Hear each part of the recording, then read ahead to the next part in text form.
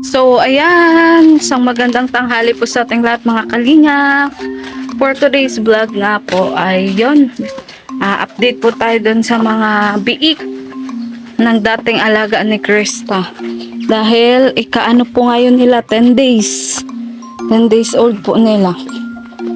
At andito po yung technician na nag-aalaga po sa kanila.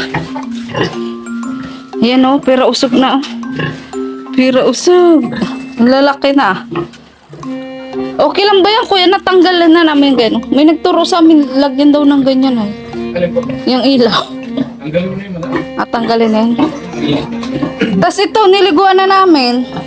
Alin? Itong inahin. Pwede na yun. Yung, Yung bagong labas. yun po, ang cute na po nila oh. Yun oh, ang cute na oh. Di pa yun pwedeng paliguan po ano? Yung mga bake? Hindi ko na kayo madam magpaligot. Ah, sige. Lalong madidisgrasya yun. Oo. Maligo kayo na ligo. Nagtatanong kasi kanina yung biyanang ko ay siya ang aalaga. Bawal po yan.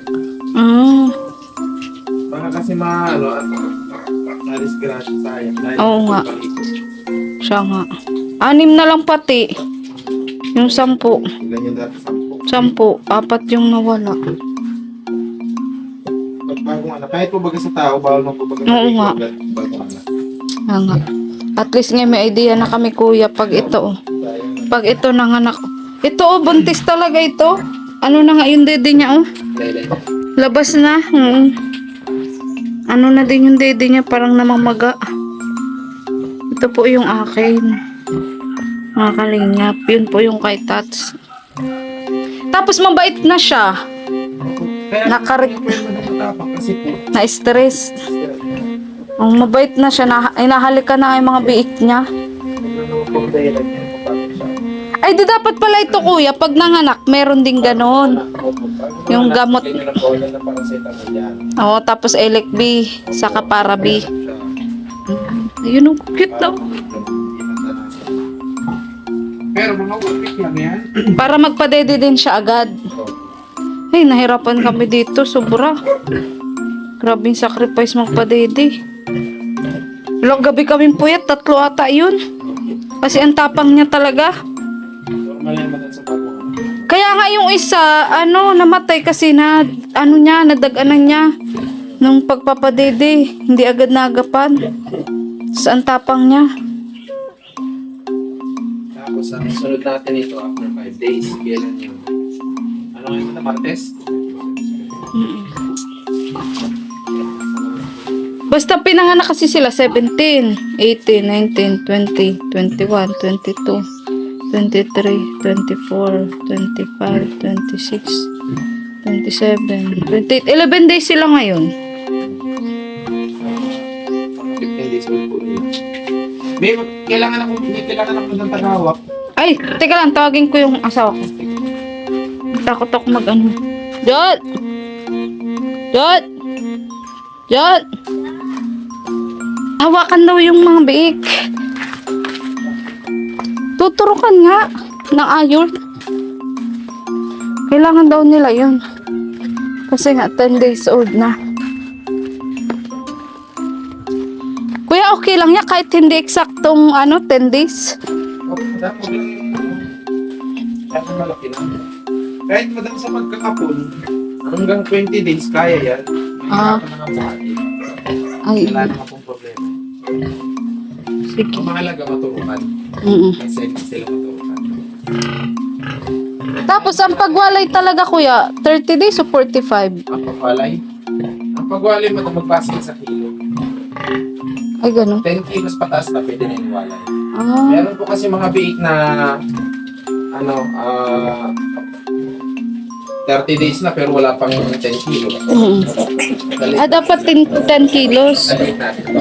Parang nagagalit yung inahin. Nagagalit siya, oh. Parang suka. Ah. Nai-stress yung inahin, oh. Hey. Mahal niya na yung bake niya, ano? Ano na siya sa bake niya? Kung malatandaan na matay sa atin. Oo. So, ibig sabihin, kuya, pwede pa rin siya mag-inahin. Hindi kasi sabi mbaga, pag matapang talaga. Hindi. Ito kasi matapang siya, kasi hinawakan niya. Hindi siya yung tapang kapag lumapit ko. Kaya nga. Kahit wala kang yung mga ganun sa pansin. Nagalit siya, oh. Nagalit siya. Uy, Meron dito sa mga inahin na wala nang kailangan. takay dun. Oo nga. Pero ito, Kasi ganyan madam, ang ganyan na inahin na klase. Ibig sabihin, pag may umiyak, pag naipit, naipit niya, umiyak, ay siya. Yung iba namang inahin na sinasabing mabaitan niya, wala niyang imik-imik. Yun naman, kahit madaga na naman ang biik niya, no? Kahit umiyak. Walang pakialam. Walang pakialam. Yun naman yan. ayan ang kukit na nila, oh. Kukit na. Yun ang pinagkaiba ng sinasabing mabait sa ano. Hindi na mabait, hindi niya. So, nahahawa ka ng biik, nakakalit. Mm. Yan ang tunay na mabait. Mahal na niya yung ano. Nagagalit siya. Oo. Kuya, paano pala yung pag iwawalay na tas ayaw niya pa? Hindi. Hindi mo rin mabigit. Ibig ko sabihin, pag nasa ganung edad na payag. Payag na ba? I mean, hindi niya na... I mean, hindi niya nahanapin. Hanapin niyo, madam. Pero mga 1 week lang, maglalandi na yun ulit. Ay, di may stress na naman siya nun. May stress na naman siya nun. Hindi, madam. Pag nawala yung biik niya. Magkakaasan na yun. Ha? Sinabi niya hindi makalakad siya yun. Nasaan na ba? Ayun. Hindi, ito yung pili natin inano, mag-apply mo Kukit na, oh. Ayun siya ito. Pero pa natin sa payan. Hindi siya mapakali, oh. Asahan mo naman sa paano naman. Ano ako sa ito pa rin. Kuya, ano to? Hindi ko papa... Bakit kuya may bukol yung paa niya? Bakit may bukol? Infection yan, madam. Infection? Minsan nakapakan, may mga ganun dito. Hindi ba yung mga dahilan?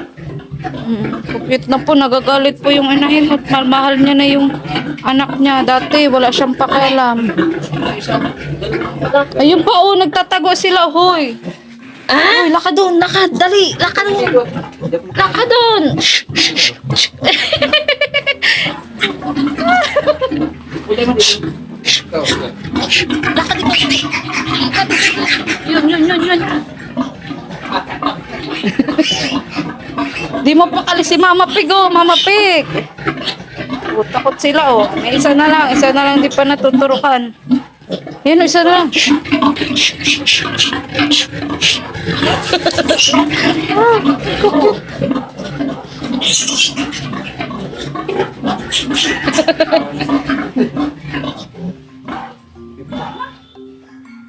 Bibigat na.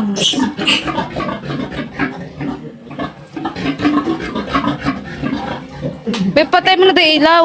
Hindi na daw kailangan yan. Noong una kasi para lagi bagasin lang nilalamig. Hindi mo nilalagay. Pero kuya, pag yung inano sila, winalay, papainumin ko pang anti-stress. Di na. Ito, electric mo na lang yan. Elec-B.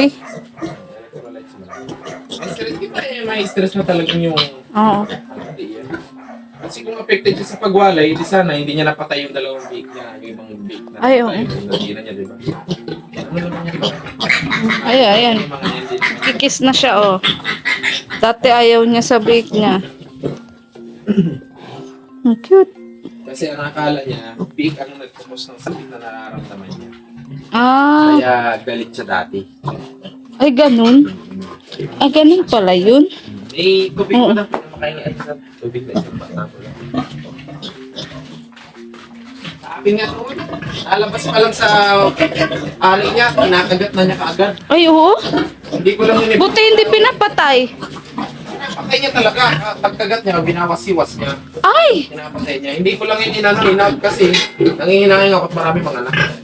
Saka yung ganong galit nga ng inahin, unang 3 araw lang yun. Oo. So, ginagawa ko yung mga... Pero nagbait kuya yung alaga mo. Babait yun after 3 days, 5 days. Babait na yun. Diretso pag ano bait na ito. Ito, laki na din po ng tiyan, oh. Ano? Labas ng beban tiyan ito. Doon. Ano? Sa akin naman Mapula na nga dudo.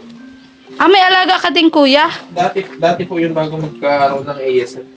Ah, pero ngayon, hindi ka na nag-alaga. Partner lang ng alaga. Hmm. Wala But, akong makita maayos-ayos na inahin. ah. Ano bang basehan kuya para malamang magandang inahin? Lahi. Yung lahi? Pinaka-the best na combination ng inahin, land race sa large white. Yun ang pinakamaganda. Ano yung landrace? Ano yun? Lahi ng baboy. Ang land race kasi, ang characteristics niya, mayroon siyang good mother ability, good mothering ability. Mm. Maalaga siya sa biik, marami gatas, Mm. yan ang ano. Pero, tawag dito, minsan kaunti ang anak, sakto lang mga 10 ang average na anak, medyo mahina ang buto. Ang land race naman, mahaba, puti din, mahaba, tapos pagsak ang tainga, tapos matibay ang buto, kaya ang maganda kombinasyon yung dalawang cross mo yun, yung mga anak mo, yung magandang inahin. Mm. Ito kuya, feeling namin gawa to sa pagka-stress niya din kaya kaunti ang anak. Ito. Na-stress. Nakawala baga to. Sa 10, Nakawala baga yan. Nagpartatakbo yan dyan eh. hindi patay siyang inilabas. Wala. Wala, hindi yun madam na. Hindi yun? Walang affected. Hindi affected yun sa nung nakawala siya. Oo. Kasi 10 ang anak niya eh. Yun ang ano dyan. Ibig Saka sab- walang patay sa loob. Wala. Yun ang ano dyan. Saka dalawang klase yung patay sa loob ang anak. Meron kasing mami pa, ibig sabihin talaga, mamatay na sa loob pa lang ng kanya na ano siya, gawa ng parabo. Pero hindi naman na pag lumabas, buo na, ganito na, pero patay talaga yun. Mga ganun case, stress talaga yun. Mm-mm. Pero yung normal na ano niyan, yung mga patay, kagaya yung mga mami pie, agas, gawa ng stress. Pero yung, Bakit naagasan kuya? yung nagugulat, Ah, ito madalas nagugulat din nun. bawal ang magulat madam ang mga inahintas ng stress. Okay lang, magpadudo siya ng may udo. Tapos ito, bahugin mo na ito, madam. Turuan mo na ito magkain ng piglet booster. Ayan? Simula kailan? Pa lang dapat, meron ng piglet booster yan. Ay, saan namin? Ay, kahit sa taano? Saan? Paano? Ang style niya, madam, pag nagpapadidi siya, dapat may nakatunaw ka na sa baso na bahug. Mm. Para may piglet booster ka na tinunaw sa tubig. Ang nagpapadidi, punas mo dito sa didi. Para nasasabsab nila. Mm. Tapos? Lalasanan nila, pero hindi ka na maglagay yung powder. Ah, okay. Dapat walang manok. Piglet booster. Nakakilo-kilo yung madam, 100 plus ang ano, parang 100 kilo yata.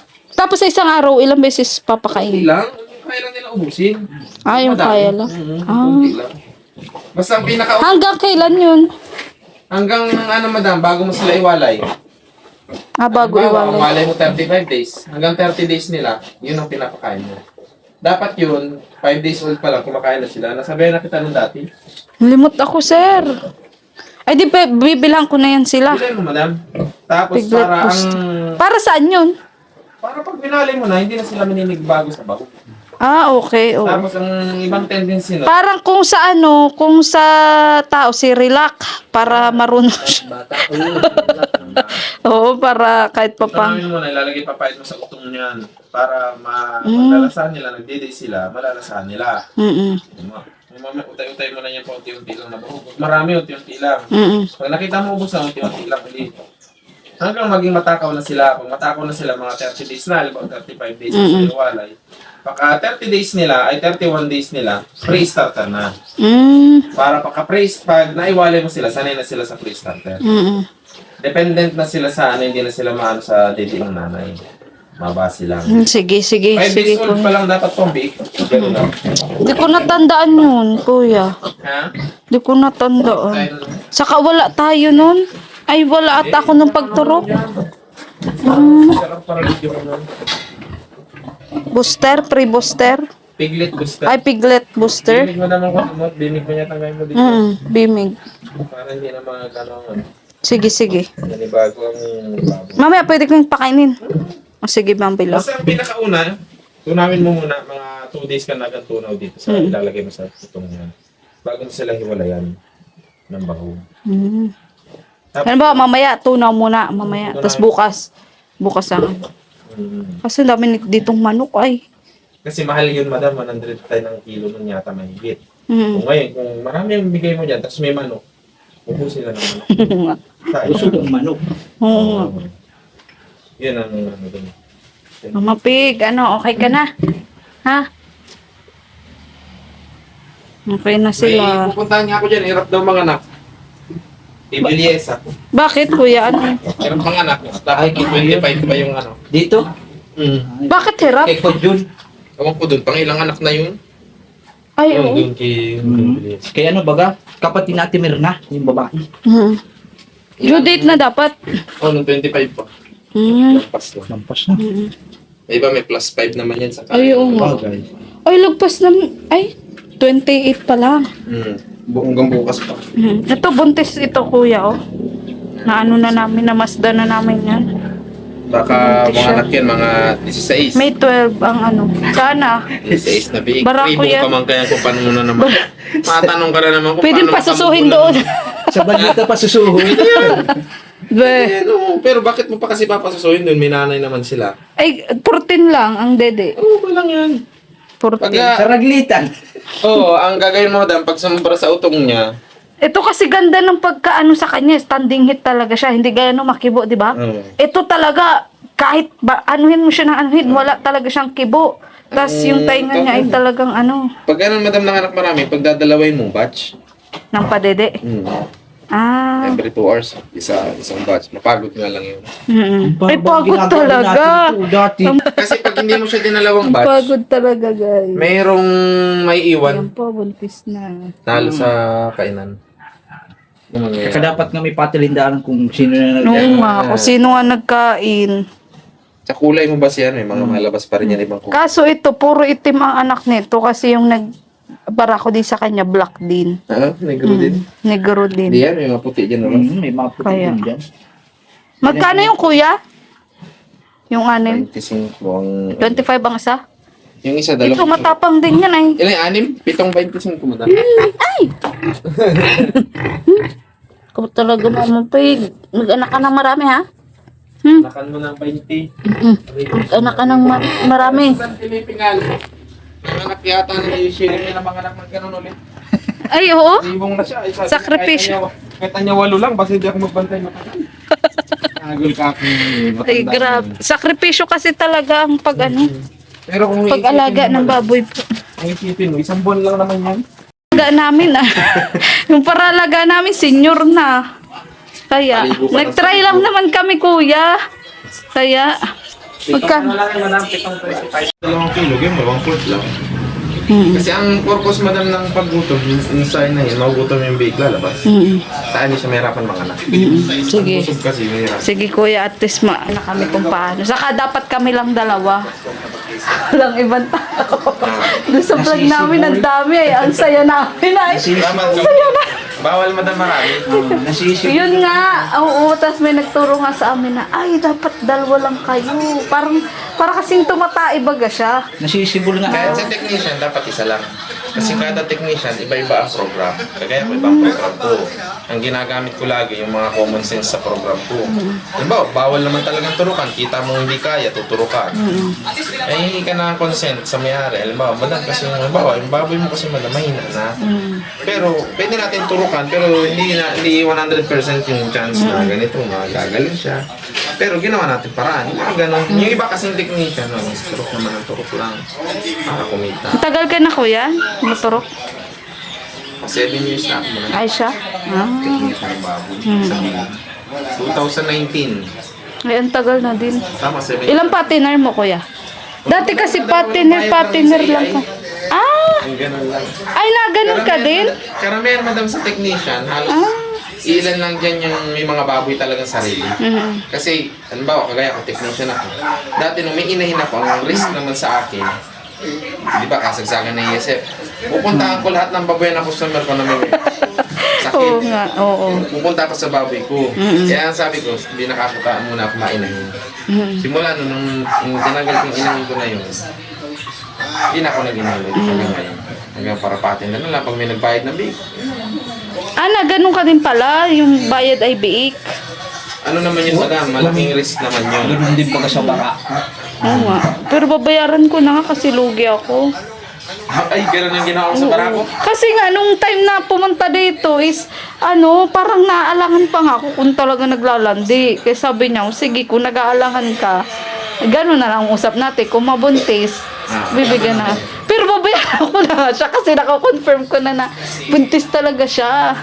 Buntis talaga siya, kuya, kasi binabasit. Usapan nyo naman yata, biik. Ha? Usapan nyo, biik. Hindi. Hindi, sabi naman niya, kung may pambigay ako, bigyan ko siya. Pero kung di pa nga ako kumbinsido, kahit yung biik na lang. Nakakatakot din kasi yung yung katulad yan, may mga customer ako na hirap talaga pabuntisin yung inay. Doon man ako natatalo. Halimbawa, nakakalimang activation na ako. Luging-lugi na ako nun. Ay, kala ko, hanggang 2 ka lang na ulit. Sa may bayad. Oo, saan may bayad? Minsan, ang binibigyan ko consideration yung pag-bake kasi nga medyo mahal baga Oo nga. kumpara sa artificial na 1.5 lang. Hindi, ginagawa ko, sige hanggat hindi buntis. Kasi tiwala naman ako ano naman ako, yung honest naman ako sa simil na talagang binibigay ko, talagang buhay yan. May mga nangyari ko talaga na hindi nabubuo. Maog yung babae. Hindi, naman nakaanak na siya dati. Para kay Kagawad baga. Diba Parang nag-anak na-expire. 2 beses, Oo. tapos pangatlo hindi na. Ngayon naman tuhan. Bakit ganun, kuya? Parang Sa nababaw. kondisyon ng inahin. Kaya nga dapat Bakit? pag ang inahin, kinokondisyon nila, dapat lagi din binavitamins. May hangganan lang. Anong vitamins ba talaga ng inahin? Multi-B powder. Multi-B? Pwede rin na- Yung dilaw? Ano yun, every Kung month? kaya mo madam ng tuwing umaga, tapos hapon ay tubig. Umaga, multi-B. Hapon, tubig. Mas maganda ganun. Ganun. Pero kung kahit every other day, pwede. Para makatipid-tipid. Ay, ganun ko. Dati ginaganon ko sila eh. Pinatay na nila init, tinabubuntis. Binibigyan naman din nila. Ay, ganun. Kapangalan na lang din. Ito nga brown ang pag halimbawa buntis nga tas nanganak, ang problema naman natin yung paglandi na naman. 'Di ba? Malandi yan. Malandi yan. Taglan. Hindi nga halata. Hindi nga halata. Kung ano yung paggagawa nyo dati. 'Di ba? Parang yung bibilangan na lang natin kasi 'di ba sabi ni Kuya yung may barako sa baga, yung quarter daw baga, yung pag mga 25 pataas daw baga, yun daw ang parang mga naglalandi yung ganyang hayop. 'Di ba? Sabi. Sige kuya, salamat. Oo. So yun, naturo ka na po ng ng ngayon? Ng iron. Iyon. Tapos antibiotic yung pong isang namamagaang paa. At yun, sana tuloy-tuloy na nga po hanggang sa mawalay guys yung mga biik po ni Tats. At yun, sa mga nais pong bumili ng biik ni Tats, message nyo lang po ako sa akin Facebook page, Mariel Ligaya Vlog. At yun, sana nga po dumami pa po yung biik po namin. Bye bye po mga kalingap.